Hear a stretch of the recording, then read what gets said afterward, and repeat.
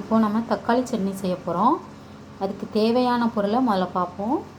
First பெரிய வெங்காயம் ஒரு 3 கட் பண்ணியிருக்கேன் சின்னதாக. அப்புறம் தக்காளி அது ஒரு 4 தக்காளி. அப்புறம் வரமிளகா ஒரு 5 எடுத்திருக்கேன். முதல்ல அடுப்பை பற்ற வச்சுக்கிடுவோம். எண்ணெய் ஊற்றிட்டு இப்போ வரமிளகாவை இதில் போட்டுருவோம். போட்டுட்டு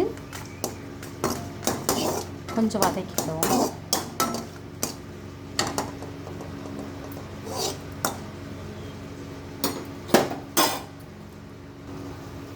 கொஞ்சம் குறைச்சி சிம்மில் வச்சுக்கலாம். அடுத்து பெரிய வெங்காயம்,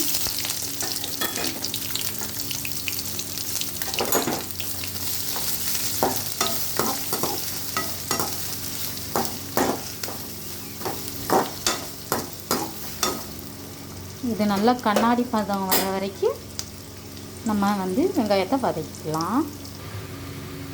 இப்போது நல்லா வெங்காயம் இந்த கண்ணாடி பதத்துக்கு வந்துட்டு இப்போ அதுக்கப்புறம் இதில் நம்ம தக்காளி போட போகிறோம்.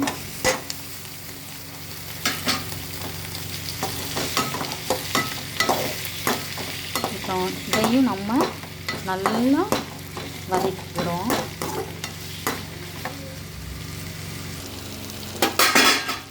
இப்போ நம்ம நல்லா இந்த மாதிரி நல்லா வதக்கிட்டோம். இனிமேல் அடுப்பை ஆஃப் பண்ணிவிட்டு ஆறுனோடனே நம்ம அரைச்சிக்கலாம். நாம் இப்போ அரைச்சிட்டோம். இப்போ நம்ம தாளிச்சுக்கிடுவோம். நாம் இப்போ தக்காளி அரைச்சிட்டோம். அடுத்து தாளிச்சுக்கிடுவோம். கொஞ்சோண்டு எண்ணெய்,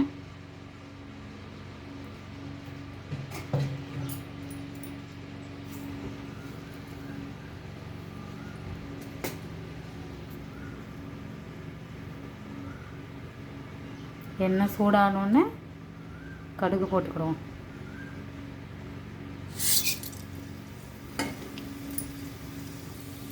முட்டை வெங்காயம்,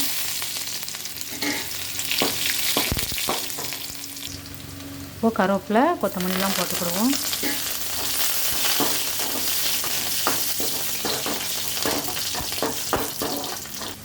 அரைச்சதை தண்ணி ஊற்றி கலக்கி வச்சுருக்கோம், அதை வச்சுருவோம். உப்பும் நம்ம உப்பு போட்டுக்கிடுவோம்.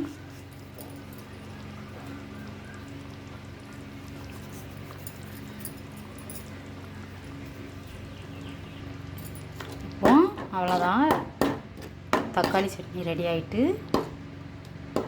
இப்போ அடுப்பை ஆஃப் பண்ணிடலாம். இப்போ பார்த்திங்கன்னா நம்ம சட்னியை வேறு இதெல்லாம் மாற்றிக்கிடுவோம்.